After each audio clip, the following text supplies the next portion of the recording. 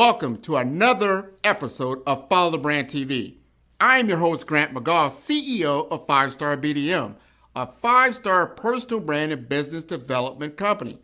I want to take you on a journey through another deep dive into the world of personal branding and business development using compelling personal stories, business conversations, and tips to improve your brand. By listening to the Follow the Brand TV series, you will differentiate yourself from the competition and build trust with prospective clients and employers. You never get a second chance to make a first impression. Make it one that will set you apart, build confidence, and reflect who you are.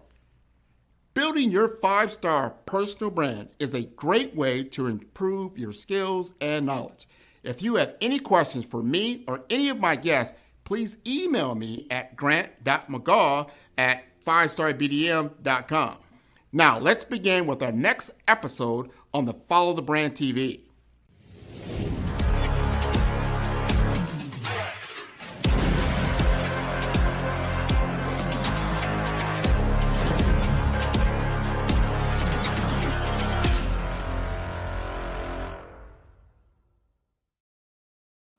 Hello, everyone, and welcome to the Follow the Brand TV series. Tonight, we are live with a person that I truly respect. He has been an industry leader here in South Florida for a number of years. He is beloved in the community. And we're going to talk about ruthless honesty.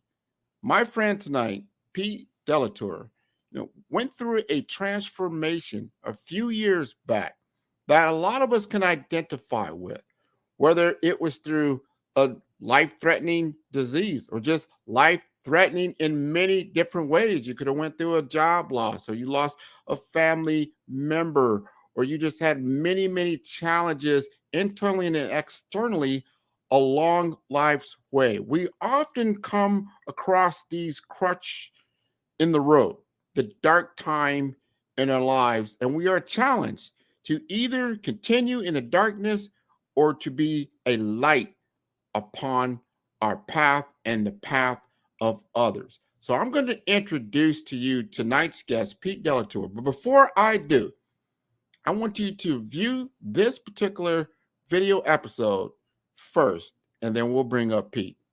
Thank you for joining tonight.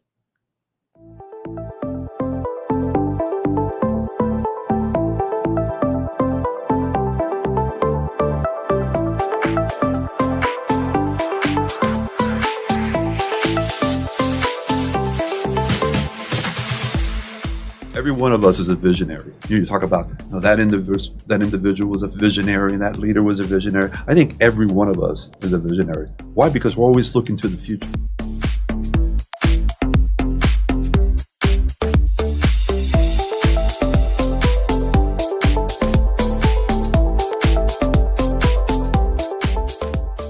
The ruthless honesty comes from the heart. And I believe that if we can adopt that mindset and be as honest and authentic as we can possibly be, starting with ourselves, we then have the capacity to do that with others, whether it's family, community, or the business.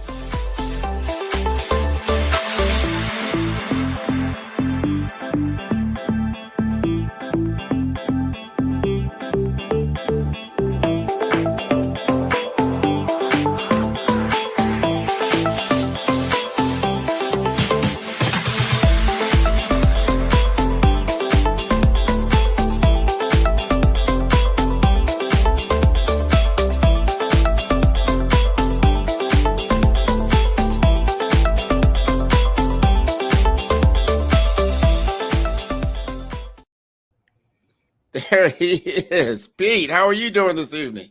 I got one word for you, buddy. Wow, that was really cool. I may not sleep tonight out of the excitement I have. I'm going to tell the audience, they might not realize that, but I created that video just last night for Pete, and you did this first time you saw it. Yeah, I'm speechless. I don't know how much you're going to get out of me after that. We're going to get the real deal. We're going to get the ruthless honesty that we just now talked about. That's a great expression I am so glad that first of all that you got some excitement out of that, you got some true emotion out of that, some good adrenaline, and then we can really unpack some things. We just had a great conversation about not even 10, 15 minutes ago about some real life issues. We're going to talk about your real life. And I wanted the audience to know that what we're talking about hits home for me as one of my really good friends. I just learned was diagnosed with lung cancer. And when you go through a life-threatening disease, you wonder how the emotions what you're going through. How do you support? What kind of support do you? I mean, it's a journey. It's something. We're going to talk to Pete tonight. And we're going to first back it up before we take out, the clinics out here, right? We're going to back up just a little bit and to give us a little bit more about your background. You're very well known in the community for business development and leadership. Let's talk about that. I mean, when I look back at my life and how it all started, my professional career was really when I was 18 years old. I had just graduated from high school.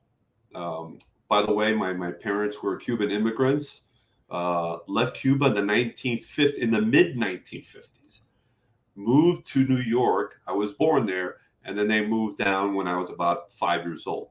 And I grew up in the city of Hialeah, Florida, the city of progress. They still say that. And true story. Back in the day, Hialeah, early 60s, we were one of the first Cuban families to move there. Okay. And the experience that we had, all I can tell you is that Hialeah was so redneck, it made Mobile, Alabama look like Berkeley, California. That's something.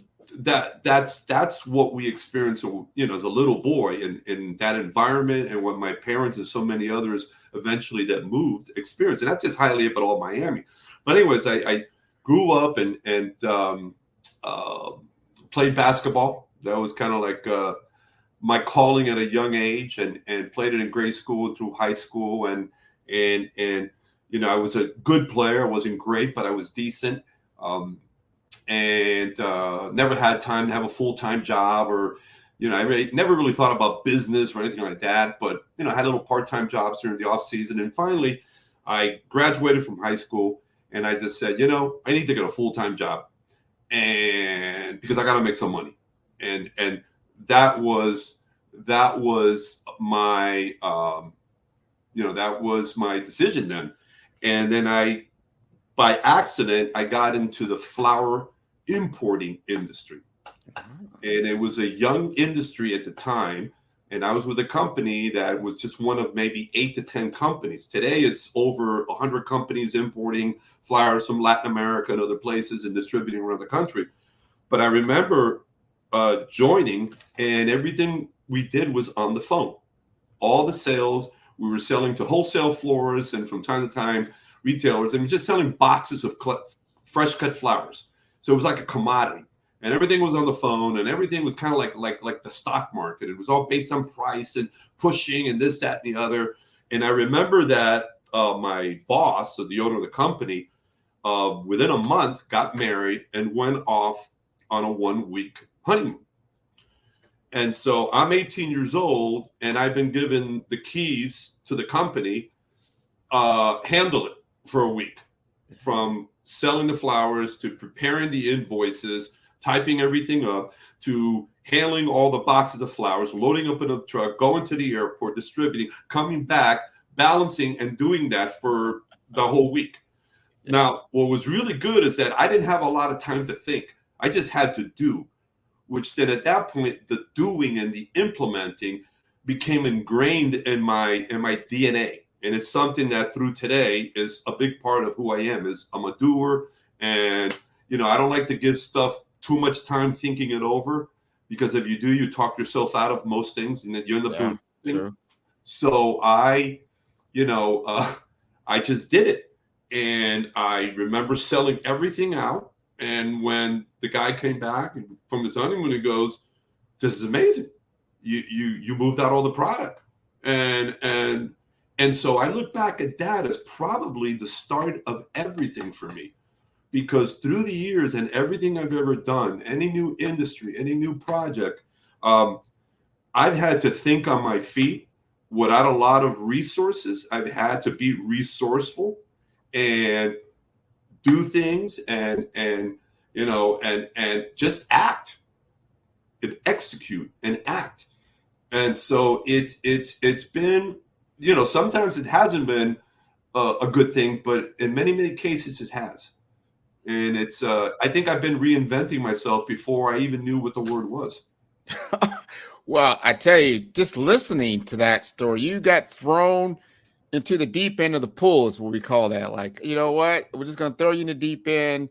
You got to swim out because there's no lifeguard on duty because he was on a honeymoon, right? So, Yeah. but he must have believed in you, even though you didn't believe in yourself, or you probably didn't realize it that you had the ability to do it. And then when he came back, he probably wasn't so surprised. Like, hey, you handled your business, and that's a great skill set and a great realization to have when you're young, that you can conduct business, that you know what you're doing, and you can speak confidently to someone else about this business. Would you agree with that? Well, I mean, again, I had no choice. I mean, that when we're faced in life, kind of like being put up against the wall and needing to act and do something, okay, instead of waiting for the magic answer, the magic moment, and you just got to act. That's happened to me a lot in my life. And I like to tell the story that especially in later years when I was in economic development and I left an organization I was with, and there was just it just had to happen. But and I tell the story. It's like if I'm on a cruise ship and I fall overboard, and it's the middle of the night, and there's total darkness except for the lights coming off the cruise ship. Yeah. And then being thrown into deep waters. And as the seconds and minutes move forward, that ship is going and moving and moving. That ship didn't even know that you went overboard. And as time and the minutes go by, that ship starts to disappear and disappear. Then you're left in deep waters in total darkness. And all you can think about is, how the heck am I going to survive this? Yeah. And somehow surviving it. It's like the movie Castaway with Tom Hanks. Okay. Did he plan to be in an airplane crash? Did he plan to be a castaway on a remote island? If you see that movie, and for me it's so fascinating, he had to look around and just use whatever he had, all the resources, and just create as he went forward. And I think that in today's world, we don't have enough of that. People are waiting for the perfect moment, the perfect opportunity, and that doesn't happen like that. I think it's in our hands to create those moments. You have to have the opportunity, and what you said is so important. And I still remember Wilson. I think it was Wilson was his Wilson, yeah. Because he had to survive mentally, and he had to believe, and he had to do what he needed to do to get to that next level. I think a lot of us, we find ourselves in peril a lot of times, and sometimes we think I'm the only one, or life has something against me. But we start to realize, I had this realization that we are all in this obstacle course. We have our own obstacles. Your obstacle course is different from mine, and so forth and so forth. But we all have them. And this is how we can come together as community.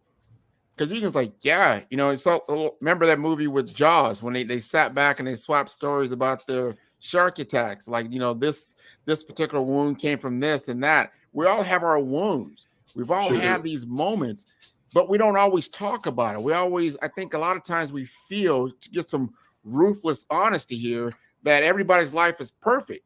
And that can be further from the truth. We all have these things. Millions of people in the world are living lives of quiet desperation. Okay. That's a quotable. And they they know they're not happy. They know they're uncomfortable. But so many of them sadly have given up and accepted that this is just the way it's going to be. And I'm just going to survive and just take it one day at a time. I have a friend of mine a dear friend of mine, and just a great guy, great wisdom. But when you ask him the question, so how you doing? He goes, I'm just struggling. And that's his patent answer. I'm struggling. I go, yeah, there are struggles in life. But I believe of our mindset, if we're thinking all the time that we're struggling, guess what's going to happen? We're going to continue to struggle. Correct. Because that's our reality. And we just we wave the white flag. I go, that's just the way it is, It's tough. Life is tough. I go, yeah, we know that. But then what? we all are on that journey. That's the thing. Like you said, do you quit running the race? You know there's hurdles. Do you just don't run the race? But that's how you get stronger, right? Absolutely. I want to ask you this, because you're solving a problem with this book that you've come out with. You're solving a big problem. And before we even talk about the book, I want to talk about how you solve these problems for your clients in South Florida business community. I mean, what were you doing before your transformation? Well, it's a good question. I mean, I've been involved in different industries. Like I said, I was in the flower importing industry for maybe 18 years. And then I did a major pivot into financial services. In fact, I call myself the 720 guy. I didn't go around once. I went around twice. I did a 720 from an industry that was a tangible product, perishable product. There was no loyalty. It was just a price game. It's like selling a commodity. There was no personal interaction. Everything was on the phone. You know how so much about everything is behind the computer and Zoom. Well, back then, all I did was the phone. I never saw my clients. Everything was just move it. And then I just got in my early 30s. I go, I'm not going to do this the rest of my life. So what am I going to do? And so for some reason, odd reason, I had a fascination with the financial world. Mm-hmm. So I took a whole year to investigate and research. And I finally took the big leap into an industry. It was back then called the Equitable Company. And then it became Accent. Now they're back to being Equitable today. So I got my insurance license, my securities. I did everything there. And I reinvented myself without even knowing that I was reinventing myself. And I got into an industry that was, non-tangible. It was based on relationships, and I didn't have a product to sell. It was just the trust and the interaction face to face, which I had never done.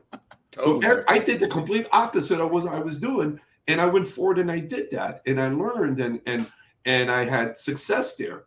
And did that for 11, 12 years and helped clients. And even back then I was bringing different people together and I was partnering up with professionals to help my clients and achieve their goals.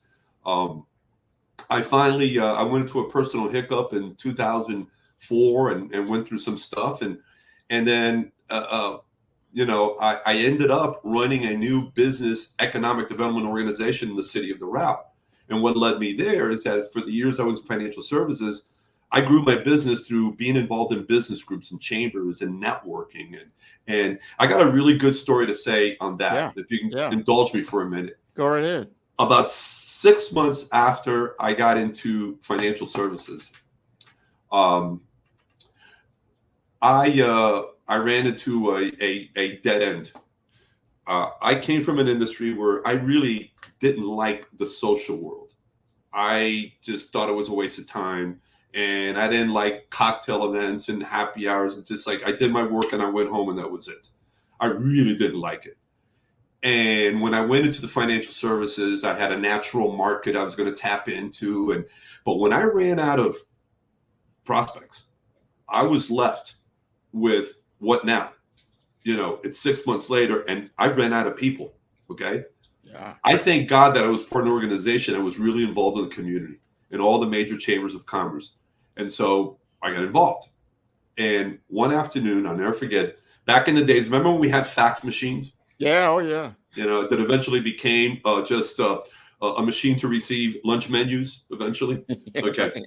Well, It was like in the middle of the summer, like a 4:30 in the afternoon, fax come in. No, this organization in Coral Gables has a trustee reception, and in an hour they meet, or it starts. So I went to my boss at the time. I go, listen, should I go to this thing? He goes, you got anything else to do? I go, no, go ahead, do it.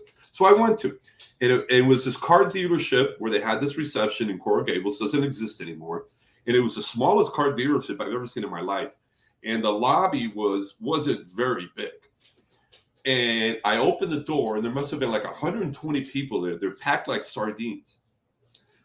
And I walked in there, and for some reason back then, either my vision was a lot better or the name tags were like huge.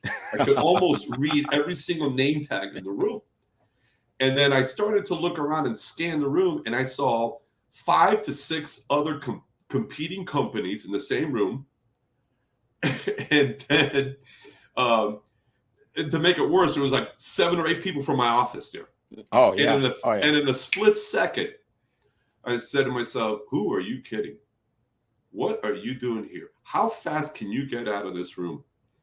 I says, well, I think I need to stay because everybody saw me walk in. And if I walk right out, it's going to look really bad. So I just started to talk to people. Didn't even know what I was doing. Met a lot of people, and I would say, how you doing? My name's this. What's your name? I go, listen, we're here to meet a lot of people tonight, but I'd like to get to know you. Can we get together for coffee the next few days? And so I did. The third person I met a few days later.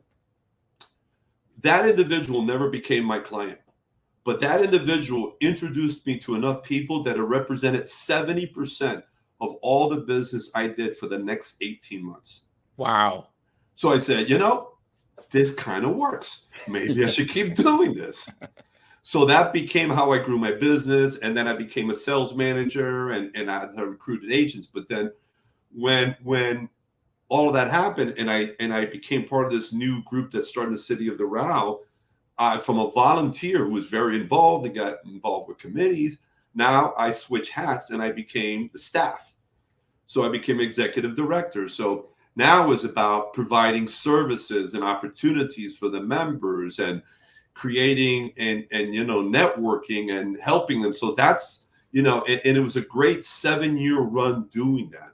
And I learned a lot. I grew a lot. And to this day, I have people coming up to me and tell me, you ran a great organization. You helped me grow my business. I was just starting and look where I am today. So, it's personal satisfaction for me to do that.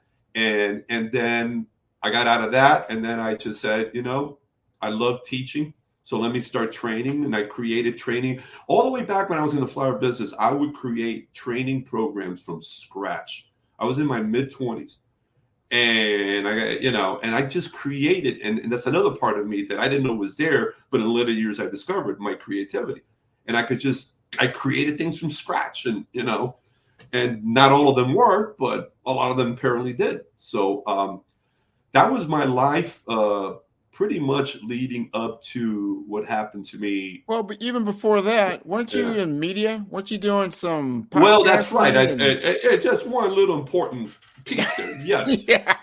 Thank you for the reminder, sir. Yeah, I'm going to say it was 14 years ago. When I was with this business organization in Doral. It was a Saturday morning. We had a tabletop exhibition. And next to us was this new radio station that just came out, the first of its kind, all business radio station. It was 880 AM The Biz, which is part of the Salem Media Group, National. And started talking to the guy, and he invited me to be interviewed at the end of that next week on the radio. And I did this, and it was like a 5-minute interview. And when we were done, I go, that was fun. He goes to me, hey, you're pretty good. And so he brought me back a few more times. And then eventually, then in the summer of 2010, I started my own radio show, which was affiliated with this business organization. And I started with a half-hour show, then went into an hour. And then when I left, the very first thing I did was, let me just start my own radio show. So this was back in 2011. I went from a 1-hour show to a 2-hour show. And then I took a big leap of faith. Mm-hmm. In September 2013, I remember asking the general manager of the station, listen, I got a show at 10 o'clock in the morning. Is there like a better time slot for me? Maybe 5 o'clock in the afternoon, 8 o'clock in the morning. He goes, well, I don't really have anything right now. Then one day he goes, hey, I got 8 o'clock in the morning available. I go, you're kidding. Drive time. What day of the week? And he goes to me, I go, no. Every day. Oh, wow. So I thought about that and talked to a lot of people. And in September 2013, I started a daily talk show, a 1 hour talk show, 8 o'clock in the morning, drive time. And when I started that, I remember people saying, what are you going to talk about? I go, I'm not sure, but I think there's enough here. And what I did, I created a new concept that was not in the market at all, had never been seen before, where I would, there were real estate shows and there were shows with attorneys. And yeah, sure. But what I did was a comprehensive show that mimicked, in many ways, the organization I was running in Doral. I go, so we work with different industries. And what I said, I'm just going to report on what's going on in industries. I'm going to bring in the experts. I'm going to bring entrepreneurs to tell their stories. Everything I was doing, I brought it to this show. And I was on this show with this station for like 3.5 years. And it just grew and it blossomed. And in between all of that, because I know that we had talked about this before, I was awarded in 2 consecutive years the Small Business Media Advocate of the Year. Yeah. And this came about through one of the many segments I had. I had one called Let's Talk SBA, which is every Tuesday morning from 8 to 8:30. And I would bring in representatives from the SBA and entrepreneurs and business. We just talked about everything. And I just became a big proponent for small business. And they said, man, we love what you're doing here. And then I was awarded in 2 consecutive years, South Florida and the state of Florida. Oh, man, that is wonderful. And I saw that and I was like, Yeah. This is wonderful. Now, how many years did you do that? The Daily Show? Yeah. Well, I left the station because they I was paying for my time and it wasn't inexpensive, but then they had a change of management and everybody wanted my time slot. Everybody. And they were offering big money. And then the management go, listen, I got somebody here's going to pay triple. I go, you know something? Give it to them. There's no way. Because you're paying for a show, you're looking for sponsors, and it's an ongoing battle to do that. And you're always playing catch up.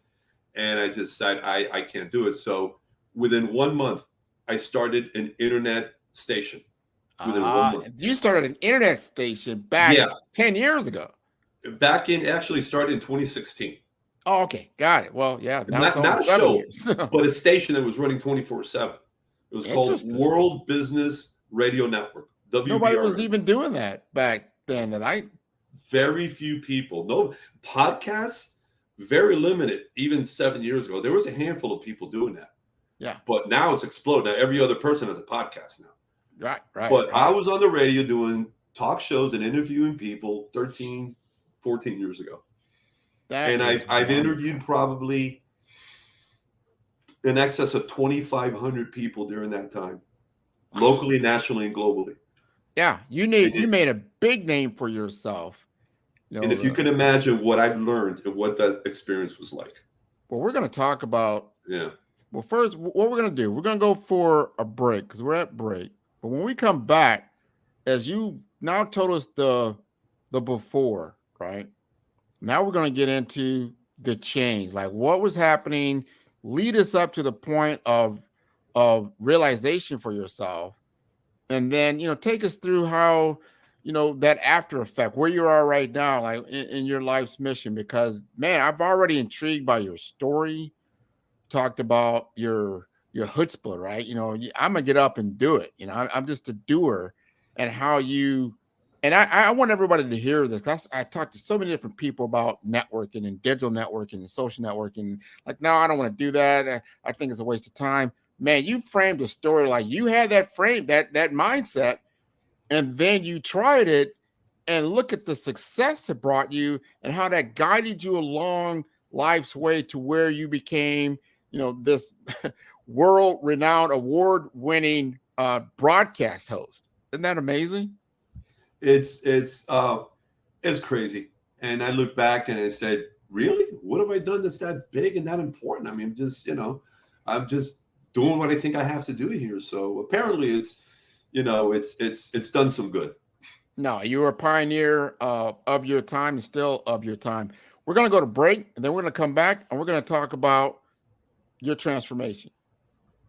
Good.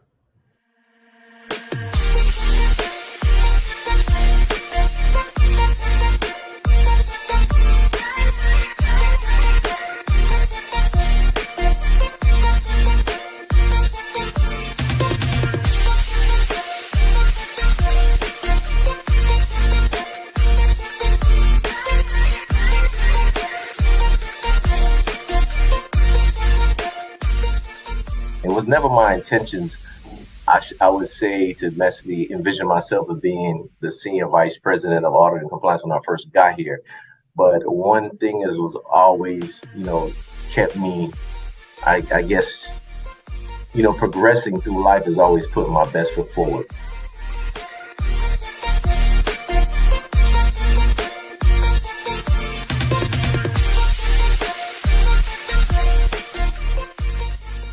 Audit and compliance is not a revenue generating function per se, and we don't necessarily directly impact the bottom line of the organization, but from a mitigating and preventative standpoint, we may identify opportunities from an operational perspective or compliance standpoint that may lead to down the road impact indirectly in regards to from a cost saving perspective, and also a revenue enhancement opportunity.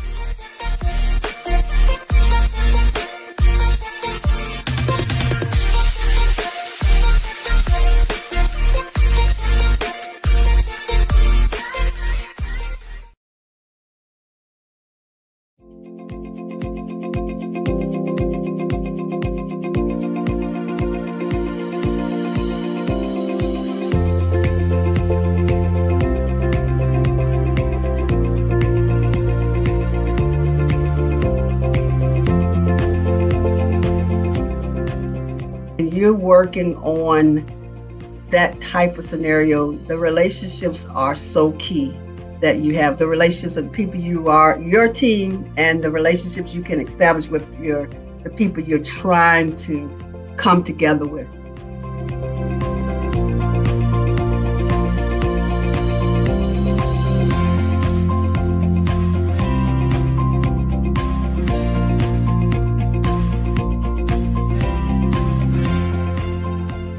The difference now is, as we think about diversity and inclusion and equity, it's about not only do we need to get people, have a workforce that is, indicative of the community that the organization is serving, but how do you ensure that within that people feel a part of the organization? So that's where the inclusion part comes in.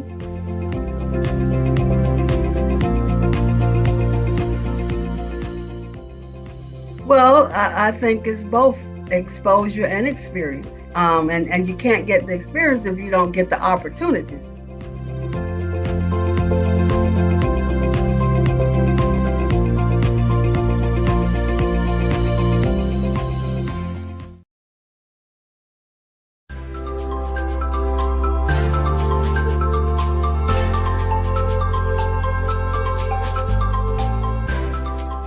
Well, look, healthcare in the United States is, 19% of our gross domestic product. We spend almost $4 trillion a year on healthcare. It's the biggest business in the United States, and that's why it garners so much attention. If you look at what we spend at the federal level on Medicare and on care for the ill in this country, and certainly on the commercial side, and nowadays in the United States, about 40% of Americans have high deductible insurance plans.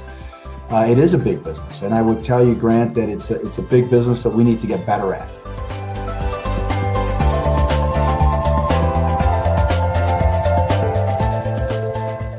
Today, the amount of transparency that we have in healthcare today is more than it's ever been.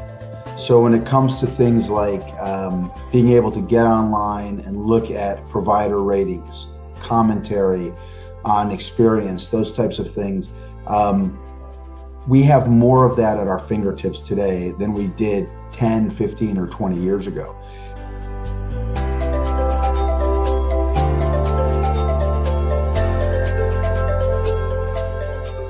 Reverend Martin Luther King, I mean, who embodied equality greater than him, right? I mean, here in the United States, we love to credit our forefathers. You know, all men are created equally. But I got news for you, man. I mean, if you listen to my mom, right, it goes beyond, it goes way before that, right? That comes from God. All of us are made in the image of God, right? So how in the world do we select this group are the haves and this group are the have-nots?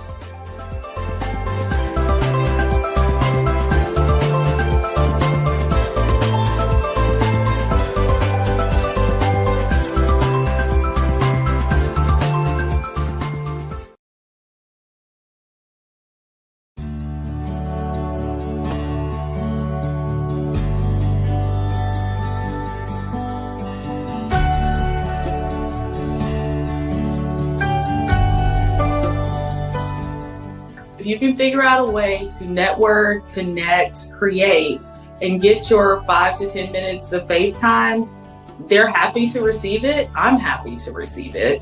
But make sure that what you have to say is impactful.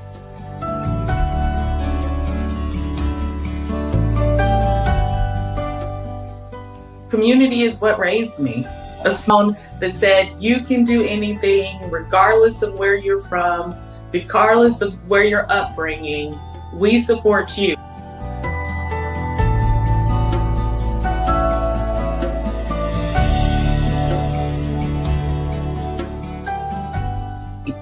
I think the differentiator with us is that we have truly leaned in on culture. Culture is what keeps people.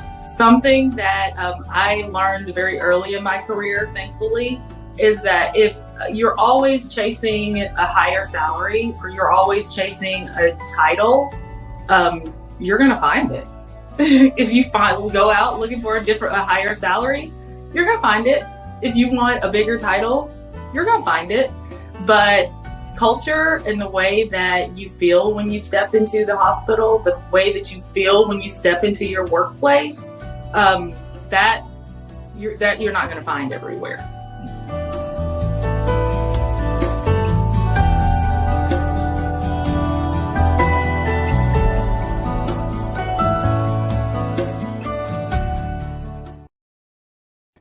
Welcome back, everybody. Hope you enjoyed our conversation so far with Pete. Pete, this is wonderful. I want you to take us to that point in time. Let's go to 2021, right before your diagnosis. Tell us about what you were doing and just take us through your transformation. Well, in 2020, COVID hit, and I got it. I think it was August, the week after my birthday. And that was, that's what I call the real COVID, because I had a couple of other times the last couple of years where I tested positive, but that was a real one. I think everybody that got hit in 2020, that was what I called the real COVID. And that's when a lot of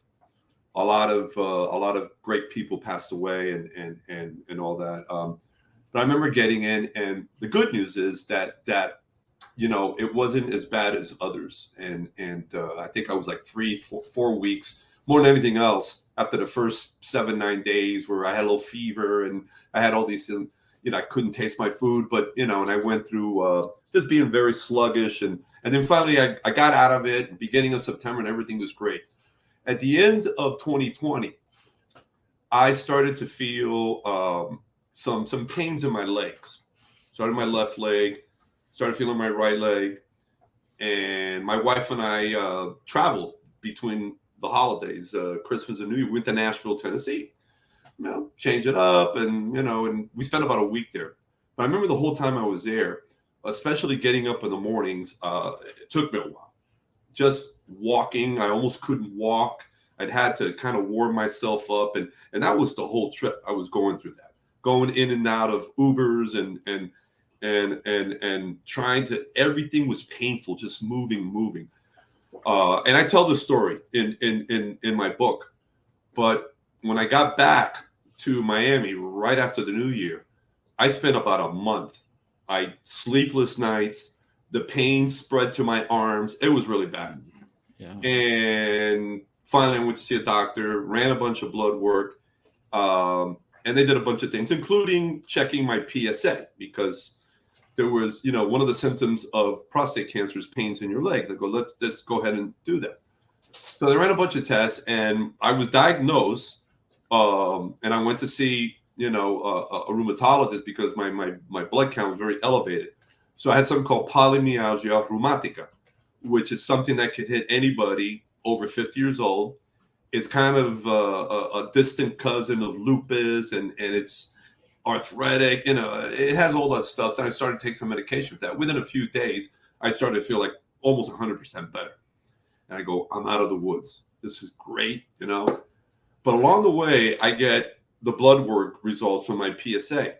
Now, for someone at this point in their lives, at my age, the high number, there's like a range, the high number shouldn't go beyond 4. Yeah. I was a 7.9, so I was double. Ooh. And that was a little bit of a wake-up call, the initial one. I went to see a urologist, says, listen, we can either do a biopsy or we can take some more blood tests, but your results, your numbers are going to have to come down dramatically. When I went to see him again about a month and a half later, my number had tripled to 12. Wow. So whatever was happening fast. He did the biopsy, right? I think it was right around Memorial Day weekend. He confirmed the fact that I had prostate cancer, and it was pretty aggressive. And at that moment was, that when you hear that and you hear the word cancer, Yeah. He kept talking about different options. I saw his lips moving, but I couldn't hear anything because I was just drowned with that word. And your life flashes in front of you. And everything, you can imagine, fear, anxiety, why me, why now, everything runs through your mind. When I settled down, I looked at all my options and decided to have surgery, which happened July 7, 2021. Okay. And a week later, when I went to see the doctor and got the pathology report, he said, you're probably going to have to, before I left the hospital, you're probably going to have to do some radiation too. I think we caught everything, but just in case. When I went to see him a week later, he says, you're 100% cancer free. Oh, wow. And brother, to this day, almost 2 years later, I keep doing blood work every so often. I'm cancer free. Yeah. So when that happened, and when you think about all the hundreds of thousands of people that have different, whether it's prostate cancer or whatever, and they don't make it through, I looked at me, I go, okay, God pulled me through this. There's a reason I went through this. The reason I went through all this experience, all this roller coaster, all these emotions and everything. So, and I just literally felt that God sat me down and says, okay, my friend, I just pulled you through that. Now I have some work for you. I have marching orders for you. And I want you to tell this story. Yes. And I want you to tell the story of what happened to you and the transformation, everything that you went through. So this book, okay, Connect with Ruthless Honesty, which is to my right back there. I got the book sitting there. I see it. Yeah. Is, like I say, the wake-up call of wake-up calls for me. And it forced me to look at every aspect of my life. And so, I said, obviously, the best way to tell the story is to write this book. So I went ahead with this project that took about 15 to 16 months. Mm-hmm. And it's not a book about cancer. It's about the wake-up call and what happened to me and the transformation, what I learned, what I did, and the message that I have for the readers. Because every one of us has either gone through a wake-up call is in the middle of one or will eventually go through a wake-up call. And by the way, wake-up calls are not just, bad stuff. You could have an awakening to discover something about yourself, which is unbelievable. But the question becomes, what do you do with that wake-up call? Wow. So a lot to unpack there. And I want people to really hone in on that. When you're going through things and then you get some very disturbing news that it's a life stopper. You have to stop. Life has just set you down, taking you off the field, put you, in the bench, and gave you some very, very, disturbing news. You had to go through that, and you had a choice to make. You either lay down and take it, you fight, or you just give up. I like the fighter in you. And man, I wish I would have been there when the doctor came in and gave you that result and saying you were cancer free. I'm talking about you just won the Super Bowl, right? You had to be pretty elated.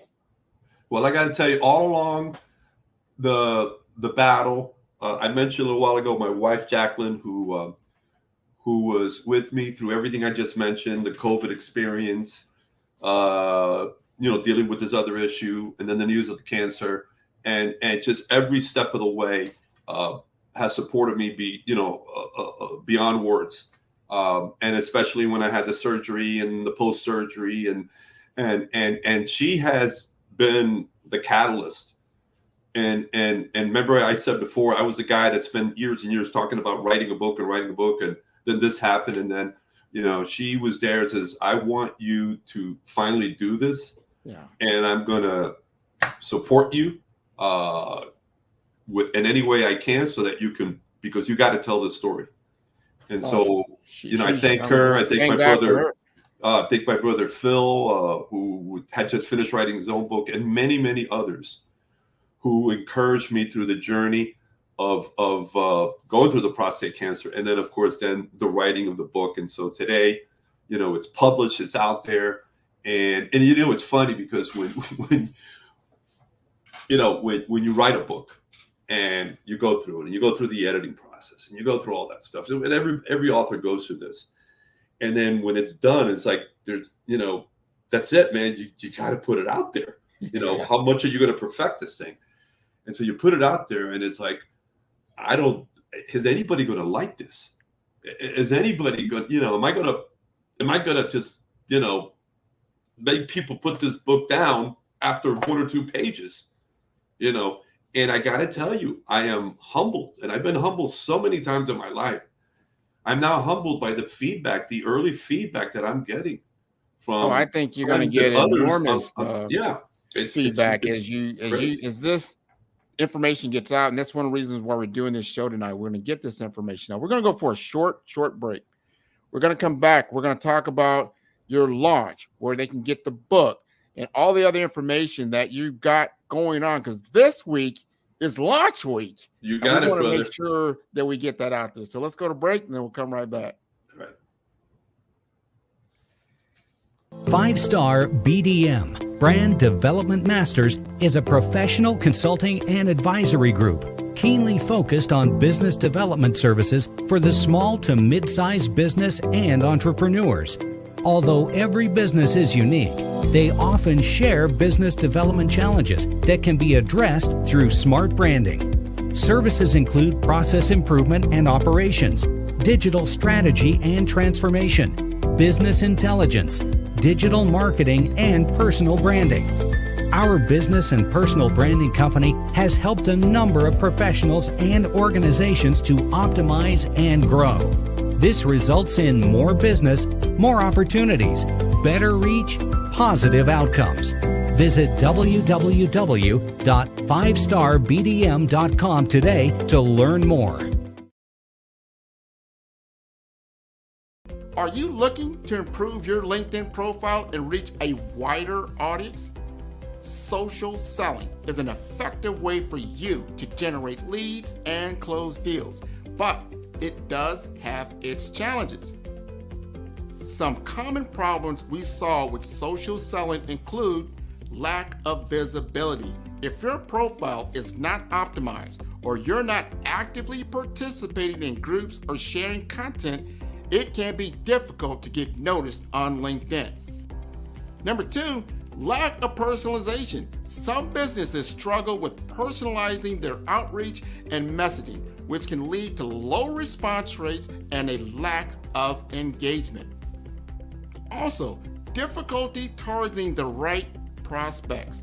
It can be difficult to identify and target the right prospects on social media, especially if you don't have access to robust targeting tools. And number 4, outdated content. If your LinkedIn profile or content is not up to date, it can give the impression that you're not actively engaged on the platform or that your skills and experience are not current. And lastly, poor quality content and not leveraging video and picture to convey ideas. To solve these problems, the 5-star BDM LinkedIn Optimization Social Selling Video course. Sign up today to improve your social selling opportunities. Follow the Brand TV broadcast host, Grant McGaugh, as he visits with top executives and entrepreneurs to find out their secrets of success with their personal brand. Follow the Brand TV broadcast host as he focuses on brand development to build better relationships, bring value to your business, relationships, and career. You will enjoy listening to each episode that is tailored to speak to you directly. If you're looking for this type of clarity in terms of building your brand, you have tuned into the right station. Each episode will help you to shape a conversation in the 5-star BDM network of 20,000 professionals and become a springboard for your corporate engagement and business opportunities. Each guest will frame their story in the areas of personal branding, business development, career development, financial empowerment, and technology innovation. Grant McGaugh explains why he is the CEO and owner of his own professional career. Grant is an accomplished business leader and entrepreneur who wants to give back to individuals to grow their personal brand strategy. Tune in as he weaves his story about new possibilities, while to you exceed expectations. If you love storytelling, this show will make for fun. Pete. How do I follow that? Say one foot after the other. No, you've got your book right behind you, which is a beautiful book. Love the cover.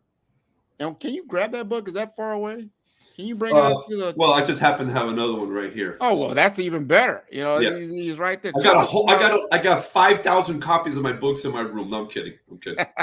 Well, hopefully you will be down to 5 when we're all said and done. Yeah, exactly. But tell us more about the launch, what you got going on, how people can get a hold of the book, that type of thing. Well, it's very easy to get a hold of my book. Go to my website, which is PeteConnects.com. Pete, and then the word connects with an S at the end.com.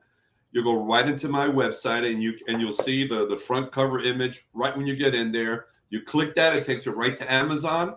Get your copy, and then hopefully read it. And what's important here, and I want to emphasize this, is a lot of folks that have given me the feedback have read through most of the book, or if not all of it. And I want that opportunity in the hands of as many people as possible. And there are several ways to get the word out. I'm absolutely grateful and humble that you've brought me on your show today, which I think is an incredible platform, social media, all those things. But there's something called Amazon, and there's something called algorithms. And what I humbly ask for all those that pick up a copy of the book is to post a review on Amazon. Sure. Just a few thoughts, because the more that happens, then they have those mechanisms in place where they just start, promoting your book and getting it in front of as many people. And I want this book in the hands of as many people as possible, because this book And I'm going to tell you straight out, I didn't write it. This was inspired by God, every word, because I got stuck a million times. I didn't know where to go, what to say next. And I remember just stopping and praying and meditating and just, listen, I need help here. Yeah. And so when I read this, it's really coming from God. So if that's the case, then these words need to get in front of a lot of people, because, you know, one of the saddest things in the world is people living with limiting beliefs, living a life of mediocrity when they don't have to, you know, falling short, not being the best version of themselves, and really attaining the freedom to succeed in life. And the starting point is to connect with ruthless honesty, starting with yourself and others. And once we can do that and make that part of our lives, then everything and anything is possible in our lives. Man, well, you said that again, because ruthless honesty, you've got to step into the mirror of yourself. And it's unfortunate we have to go through certain things in life before we actually do that. But it's very, very important to look at your life as a story and step back and like, what is this story about? Is this a tragedy? Is this a love story? Is this a soap opera? Is this, a comedy, or this a horror film, but it's your life, and being able to put it together. One thing we talked about before we got on air was that Pete was saying, you know what, I'm an everyday guy. Yeah. And because I'm an everyday guy, I want that every person who, no matter what you're going through, to have an opportunity to know, as you said earlier about being in the water out there and you fall off, let's say it was a cruise ship or whatnot, that there's a light that you can first become aware of and then begin to work with to light your way to a greater day. It really is, because we everything you just said right now, by the way, it could be a horror story, it could be a love story. That's life. Every one of us has experienced all those things you just said right there. The love, the excitement, the whatever, the horrors, there are horrors in life, and there are things that are happening that are very, very dark. But that's life, and we all go through it. And I mentioned, another thing that held me back from writing a book. I'm not this world famous person, ex-government leader, great athlete, and I want to tell my story from a point of a regular guy, because I think most people are there. Mm-hmm. I don't think most people relate to the Michael Jordans of the world. They'll find his story inspiring, but they can't really connect. I think people will connect with others that are, it's not that they're just like them, but they're regular folks. And that's what I mean. Everyone has a story to tell. It's one of the things that I talk about in this book. One of the first things is that your story matters. Yes. Because your story, whatever it is that you've gone through, is unique and can help at least one person. That's it. And if you can do that, then everything falls into place. Well, life is worth living. That your life has not lived, you haven't lived your life in vain. My grandmother used to say that all the Absolutely. time. You have not lived your life in vain. This has been wonderful, Pete. We're going to wrap up. Before we do, now we know where to get the book. You're having some launch. Are you going to be at any events? Anybody get a book signing? Anything of that nature? Well, tomorrow I'm going to start with I have a private event for close family and friends that were there throughout the whole journey. My experience with cancer, the book. So I wanted to do something special for them and have an intimate affair, which I'm going to have tomorrow evening. But moving forward, I have plans to open it up. And I've been a guy that's been creating events for years. So I'm going to create my own event, and they're going to be called Pete Connects, which is Nice. my new DBA. Yeah. And I'm going to I'm going to have open book signing events. They're all going to remain. They'll be limited, but I want to go to different spots and venues in Miami, and different geographical areas, and open it up open it up to other folks to share their stories and get to know me a little bit better. So stay tuned. That's coming that's out been soon. wonderful. This has been great, Pete. Thank you for sharing that. We're going to tune in. Remember, PeteConnects.com. Take a look, read the book, and then find out when he's going to have one of these openings or one of these book readings and get it signed. This has been wonderful. Thank you for being a guest on the Follow Brand TV. Thank you, my brother. You're welcome. Good night. Take care.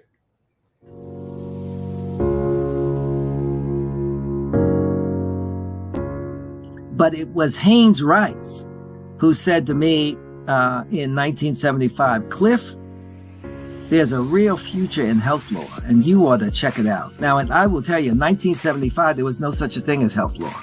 Right. My firm started in 1974, and it was working in the health area, but it didn't consider itself a health law firm because there was no such a thing.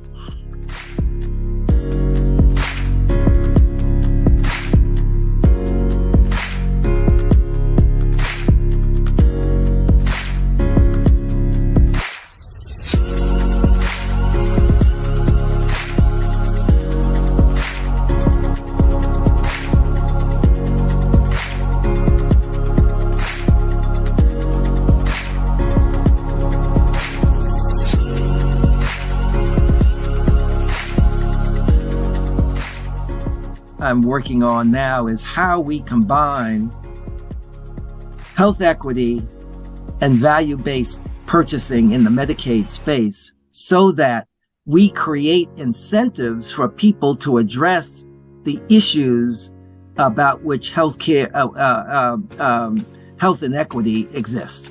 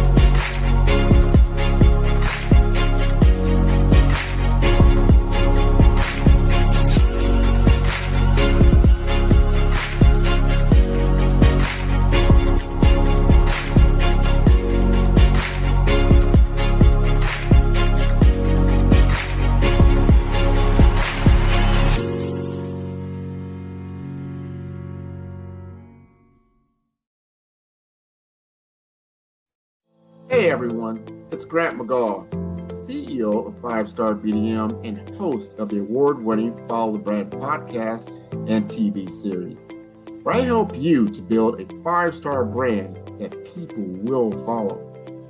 My genius is personal brand development through intelligent communication and helping you achieve your business and career goals. I am a requested speaker on digital technology and brand development issues. I want to work with you to increase the value of your current opportunities while attracting new ones. Every one of you is unique, and we all share challenges that can be addressed through smart branding.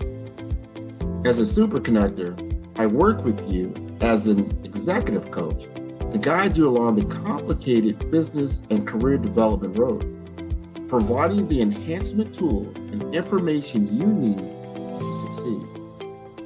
Together, I will help you succeed in today's challenging business climate. I will evaluate and measure your progress. Best of all, I am right alongside you every step of the way. Build the brand called you. Genius.